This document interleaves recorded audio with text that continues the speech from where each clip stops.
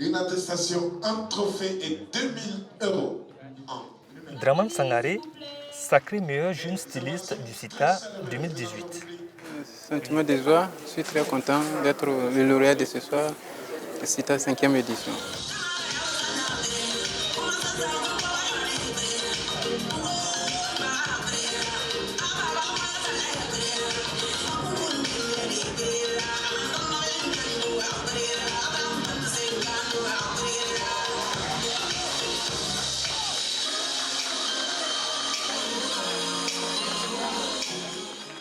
Une édition qui consacre également le prix du meilleur mannequin à Arianata Zongo.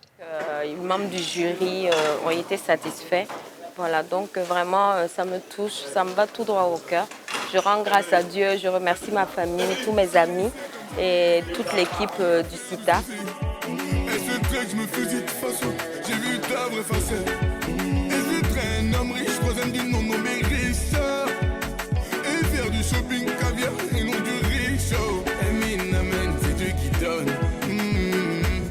Et ce soir, ce qu'on a vu, c'est vraiment formidable.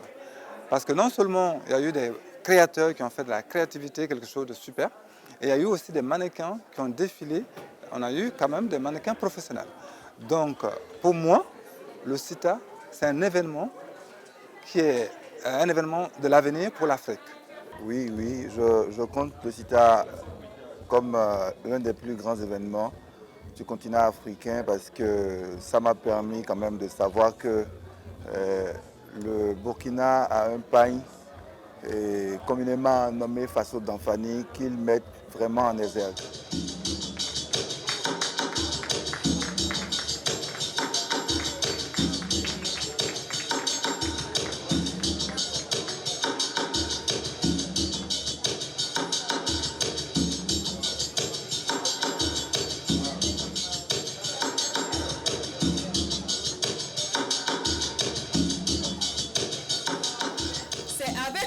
Et une immense joie que le commissariat général du Salon international du textile africain vous accueille ce matin sur cette auguste avenue des Tansoba à l'occasion de la cérémonie d'ouverture de la 5e édition du CITA.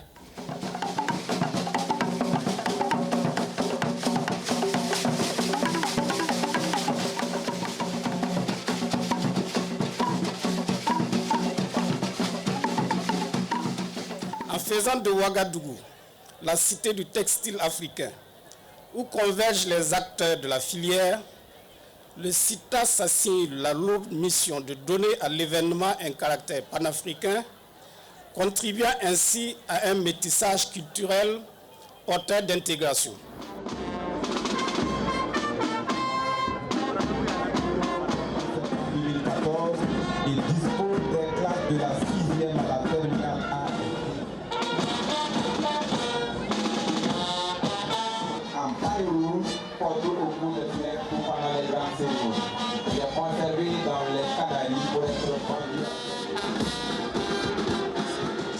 La Centrafrique, mesdames, messieurs, les tenues centrafricaines nous sont amenées par Madame Wandika Martha Raphaël. Centrafricains, Djiboutiens, Ivoiriens, Équato-Guinéens, Burkinabés, bref, des Africains venus tout simplement de tout le continent.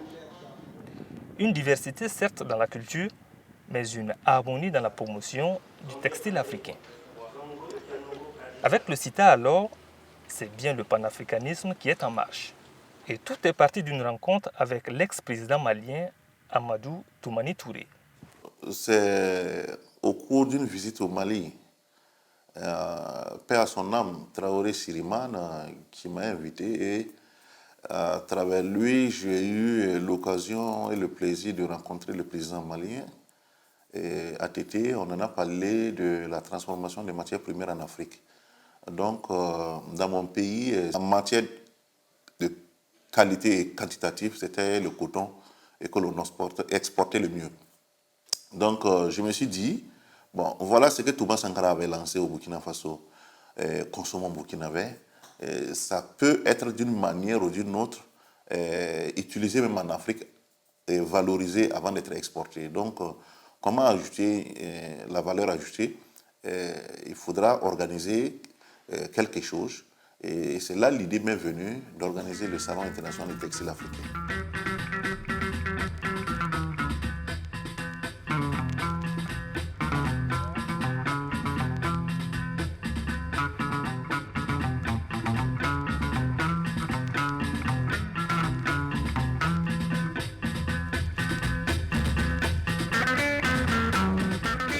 Nous tenons à rendre un vibrant hommage aux initiateurs du CITA qui, au-delà de l'aspect exposition, allient conférences, défilés et récompenses pour marquer la particularité de ce salon. L'enjeu majeur de cette édition est on ne peut plus clair, faire du CITA un salon résolument tourné vers les acteurs de la filière. L'Européen se distinguera par ses costumes, l'Américain par ses guines et l'Africain par sa tenue en textile made in Africa, comme on le vit au Burkina à travers le faso d'Anfani.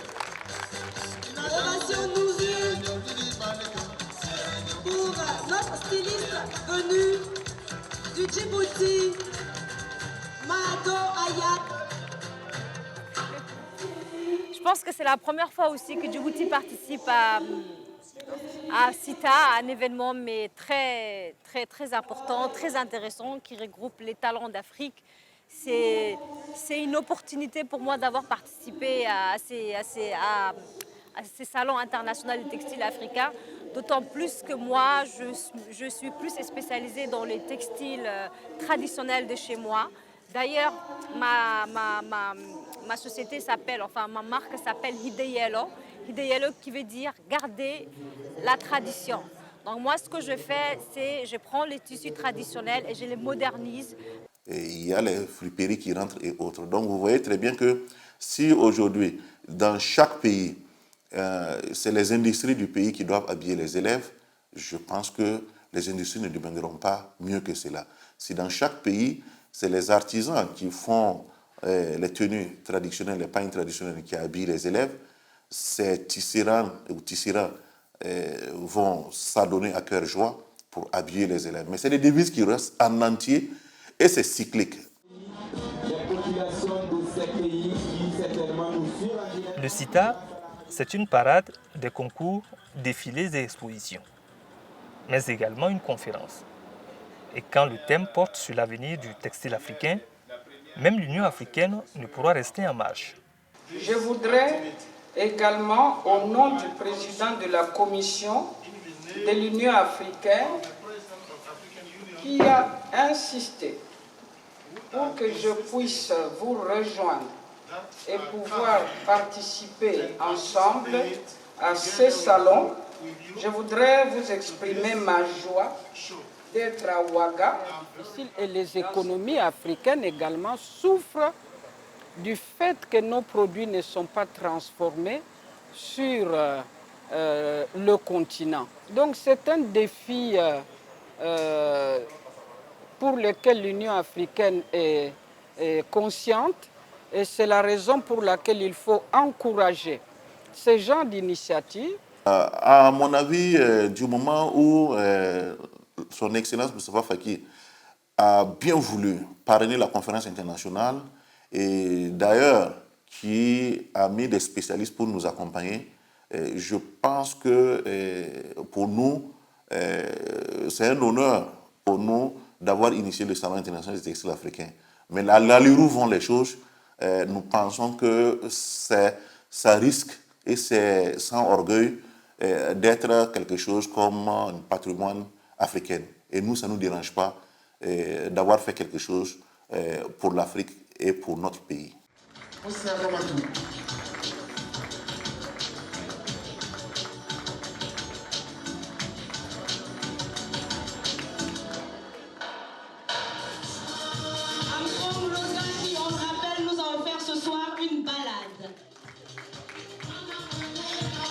Thomas Sankara était en avance par rapport à son temps, parce qu'il se privait de tout, et tout ce qu'il faisait, c'était pour améliorer d'une manière ou d'une autre les conditions de vie des populations et d'amener l'Afrique à prendre ses responsabilités vis-à-vis de ceux qui nous ont colonisés. Et à ce niveau, je pense que ce qu'il a laissé au Burkina Faso son Excellence Rochman Christian Kaboré, sans pression, sans violence, lui-même en tant que premier mannequin du Faso d'Anfani, est en train de l'imprimer et ses ministres sont en train de suivre, les directeurs généraux sont en train de suivre. Le textile africain porté par tous et partout sans complexe aucune. Une fierté et du bonheur pour artisans et couturiers, et tout l'honneur revient à Thomas Sankara. Oui, au niveau des clients, bon, je rends grâce à Dieu puisque beaucoup à travers les médias ont vu mes créativités et puis ils ont aimé et beaucoup se sont intéressés à moi. Et à travers ça, j'ai eu à contacter avec plusieurs clients. Donc cela m'a permis beaucoup d'ouvrir des opportunités pour moi. Donc c'est avec honneur que je repartirai représenter ce prix au ministère, car c'est un choix du ministère de l'artisanat et le ministère aussi de la culture et de la francophonie aussi nous a également choisi pour participer au CITA.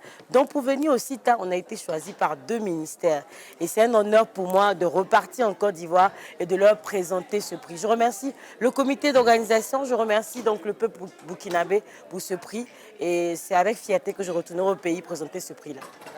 Les nouvelles perspectives du CITA, il faudrait dire qu'au-delà de l'industrie artisanale, nous comptons cette fois-ci rapprocher les industries du textile du continent africain. Parce qu'au niveau de l'Afrique, en matière d'accessoires du textile, il y a eu un accroissement au niveau des industries, que ce soit du nord, de l'est ou de l'ouest. Et nous disons que si toutefois il y a notre plateforme, ça pourrait éviter des voyages au-delà des océans pour aller chercher des produits qui existent déjà sur le continent africain. Tenu en 2018 à Ouagadougou sous le haut patronage du président Théodoro Obiang Nguema Basogo, le Salon international du textile africain ira désormais à la conquête de l'Afrique en 2020 et transformera Malabo, la capitale équato-guinéenne, en capitale du textile africain le temps d'une semaine.